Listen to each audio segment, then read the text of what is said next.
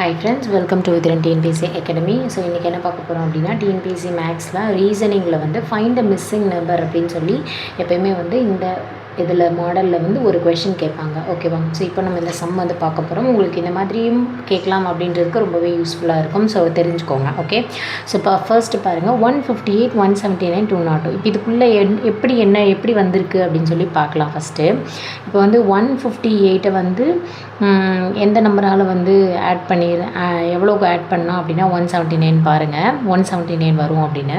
So இப்போ பார்த்தோன்னா நம்ம ஒரு 21 ஓகேயா 158 158 21 கூட்டினோம்னா 179 வருது. ஓகேவா? அப்போ 21 வந்து கூட்டியிருக்கோம். ஓகேவா? 179. அப்போ அடுத்து இதிலேருந்து இதுக்கு அப்படின்னு பார்த்தோன்னா 23 கூட்டியிருக்கோம். ஓகேயா? 21 அடுத்து 23 கூட்டியிருந்தோம் அப்படின்னா 202 வருது. ஓகேவா? ஸோ 202 வருது. ஓகேவா?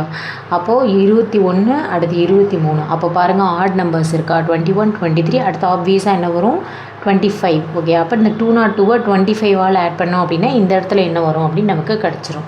அப்போ 5 2 + 2 7 227. ஓகேயா?